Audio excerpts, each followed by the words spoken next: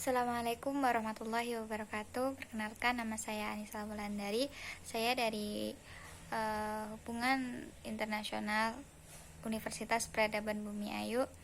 Di sini saya ingin membuat sedikit video tentang pemaparan tentang paper saya, yaitu yang bertujuan untuk pemenuhan salah satu tugas dari salah satu mata kuliah hubungan internasional, yaitu organisasi dan administrasi internasional. Nah, di sini saya ingin sedikit mengulas tentang paper yang saya buat dengan judul penanganan sengketa dagang minyak sawit Indonesia dengan Uni Eropa oleh WTO. Masuk ke latar belakang, kelapa sawit Indonesia telah berkembang menjadi bagian yang paling penting di dunia. Dalam hal produksi minyak sawit, Indonesia saat ini menjadi nomor 1, telah mengalahkan Malaysia. Dari 64 juta ton produksi dunia, Indonesia menyumbang lebih dari setengahnya, yaitu 35 juta ton. Indonesia menyumbang 50% dari produksi minyak sawit di dunia. Dilihat dari berbagai kemajuan dalam pengembangan kelapa sawit di Indonesia juga memunculkan skema sawit yang berkelanjutan. Dari skema sawit yang berkelanjutan itu memiliki concern yang kuat terhadap berbagai sisi, yaitu kayak seperti perizinan dan manajemen kebun, penerapan teknis budidaya, pemantauan lingkungan, tanggung jawab terhadap pekerja, pemberdayaan ekonomi masyarakat, tanggung jawab sosial untuk komunitas, dan juga peningkatan usaha secara berkelanjutan. Namun segala potensi yang dimiliki oleh minyak kelapa sawit Indonesia menempuh banyak masalah dalam proses pengembangannya. Kendala yang paling berat yang dirasakan oleh pemerintah Indonesia sendiri adalah tentang kampanye hitam minyak kelapa sawit Indonesia oleh negara-negara Eropa.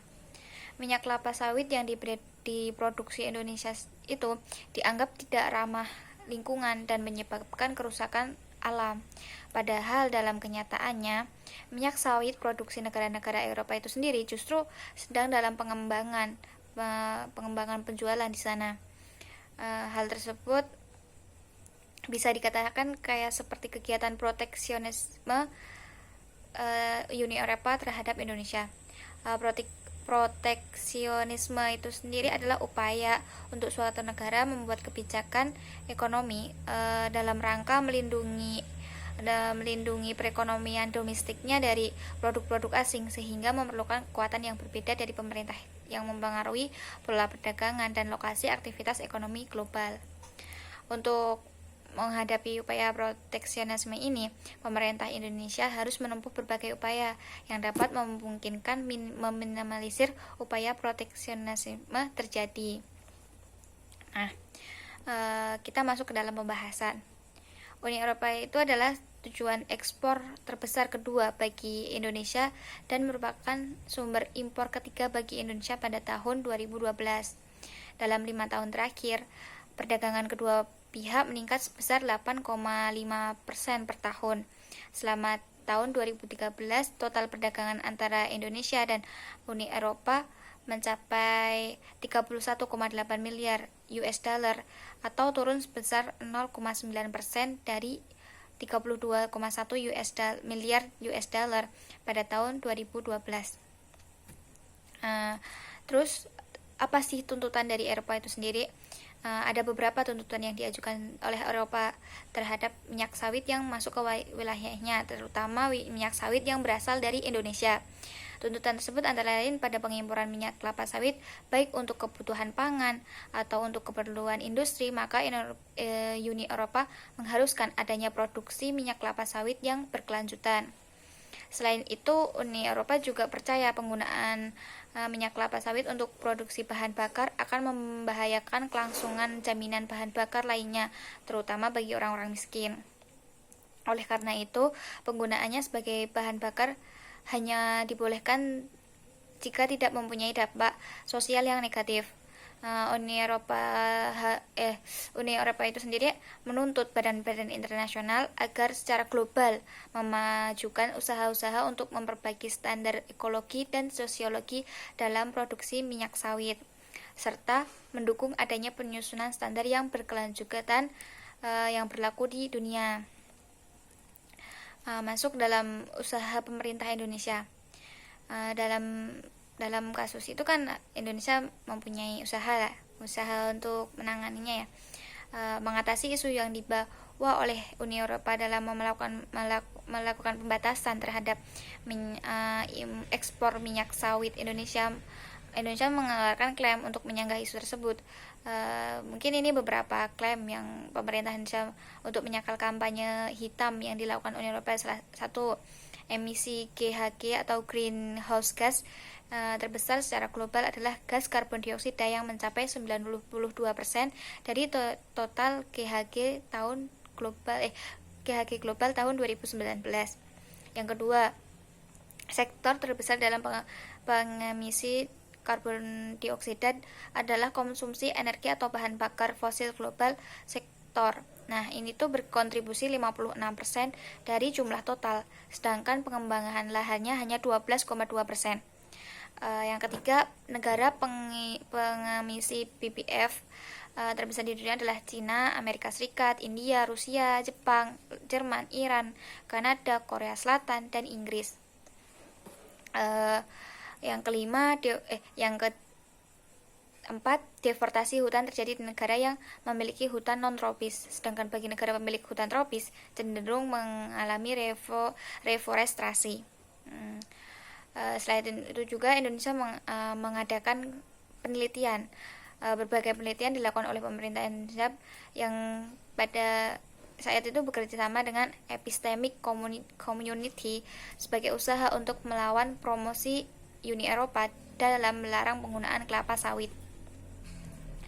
Bahkan Duta Besar Indonesia untuk Uni Eropa, Arif Hafaz, dalam seminarnya tentang Eropa selalu menekankan pentingnya bagi masyarakat Indonesia untuk mengadakan penelitian dan mempromosikan minyak sawit Indonesia ke kancah global.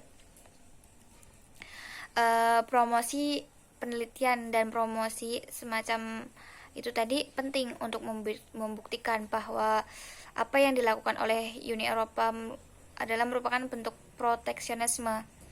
Indonesia perlu meyakinkan dunia dengan disertai bukti-bukti yang konkret.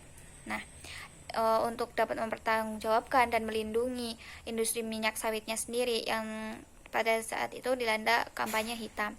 Setelah mendapatkan bukti-bukti yang kuat, yang konkret, maka bagi Indonesia sendiri bisa menemukan rezim yang tepat untuk menyelesaikan masalah itu. Selama ini rezim yang bertindak terhadap proteksionisme adalah WTO. Jadi sedangkan Indonesia juga salah satu anggota WTO sehingga bisa mengajukan kasus ini ke WTO untuk diselesaikan. WTO dapat membentuk sebuah panel untuk menyelidiki masalah ini juga. Bahkan masalah kesehatan dibawa ke ranah perdagangan untuk menjadi instrumen proteksionisme. WTO kemudian membuat dispute settlement untuk menyelesaikan konflik atau masalah sengketa ini. Kasus ini dapat menjadi contoh akan solusi yang dapat diambil oleh Indonesia untuk menghadapi kampanye hitam yang dilakukan oleh negara-negara terhadap minyak sawit yang dimiliki oleh Indonesia. Dan diharapkan jika pemerintah dengan sigap mengambil jalan ini, maka perdagangan minyak sawit Indonesia dengan Eropa kembali membaik. Namun belum selesai sampai di situ, muncul lagi skema baru Uni Eropa pada penghujung tahun 2019.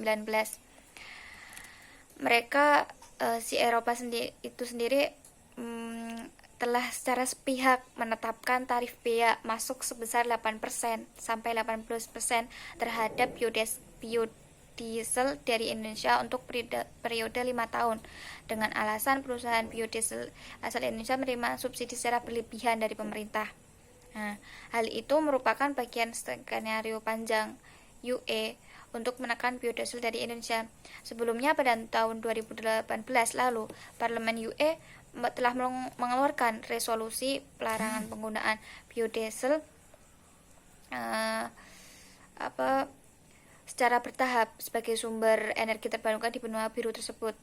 Itu semua ditulis dalam Renewable Energy Directive RED. Mereka juga memasukkan minyak sawit sebagai komoditas pertanian yang berisiko tinggi, melakukan alih fungsi lahan dan hutan atau land use change, sehingga tidak layak untuk dikonsumsi. Dari rentetan kayak sejarah dari cerita-cerita dari konflik UE atas penolakan UE terhadap minyak sawit Indonesia sudah sangat keterlaluan dan tidak bisa ditoleransi sebagai mitra dagang strategis yang terikat dalam Indonesia EFTA Comprehensive Economic Partnership Agreement. Seharusnya mereka menerapkan prinsip perdagangan yang bermartabat, karena jelas cara ini merupakan bentuk diskriminasi UE terhadap Indonesia sendiri. Faktanya, komoditas lain seperti rapeset dan bunga matahari yang notabene mereka produksi sendiri tidak pernah diatur prinsipnya tetap berlangsung. Begitu juga dengan minyak kedelai dari Amerika Serikat tidak masuk dalam ILUC karena mereka ditekan oleh Presiden Amerika Serikat Donald Trump. Oleh karena itu, didukunglah langkah pemerintah membawa sengketa dagang ini di DSP WTO, seperti yang dilakukan sebelumnya dalam kasus pengenaan PMAD biodiesel pada tahun 2013 silam. Pihak perusahaan juga bisa kembali mengajukan gugatan ke General Court of the UE. Proses legitimasi harus dilakukan oleh pemerintah Indonesia, dan perusahaan-perusahaan harus menyiapkan pengacara yang andal dan alat sebagai bukti yang valid. Selain itu, ada juga penguatan daya asing. Di luar dari litigasi, kita bisa menemukan langkah-langkah yang non-litigasi. Salah satunya dengan melakukan retailisasi, yaitu menghambat balik produk-produk dari UE itu sendiri masuk ke Indonesia. Misalnya dengan mengurangi impor wine, keju, susu, dan gandum dari UE untuk mengenakan tarif bea masuk terhadap produk-produk impor dari UE itu sendiri dengan alasan yang tidak melanggar ketentuan WTO sendiri. Hal-hal seperti itu kayaknya lumrah dalam sengketa dagang internasional untuk menekan pihak lawan agar tidak terlalu merugikan untuk Indonesia itu sendiri. Mungkin seperti itu yang bisa saya sampaikan, yang bisa saya ulas untuk dibagi ilmunya. Semoga bermanfaat. Sekian dari saya. Terima kasih. Wassalamualaikum warahmatullahi wabarakatuh.